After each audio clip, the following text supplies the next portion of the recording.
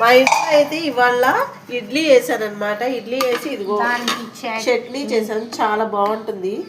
నాకు బాగా దగ్గు జలుబుగా ఉంది కాబట్టి కొంచెం స్పైసీగా చేసుకున్నాను అనమాట. ఇదిగోండి ఇడ్లీలు కూడా పొద్దునే ఇడ్లీ పిండి రుబ్బాను. ఇడ్లీలు చాలా చాలా బాగుంటాయి, మెత్తగా ఉంటాయి.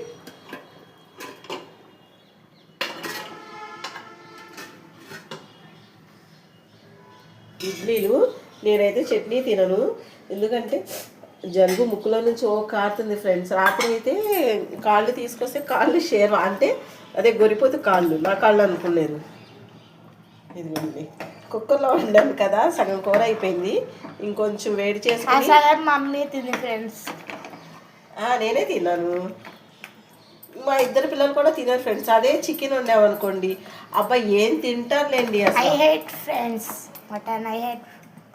ఇలా ఇడ్లీలో వేసుకొని ఇలా తింటుంటే ఎంతమందికి ఇష్టమో కామెంట్ చేయండి ఫ్రెండ్స్. అంటే గ్రేవీ తాగితే కొంచెం దగ్గు జలుబు తగ్గిద్ది అన్నారని చెప్పేసి నేను ఎక్కువగా కొంచెం సూప్ లాగా చేసుకుని. చూడండి ఎంత ఫుల్గా పెట్టేసిందో కర్రీని,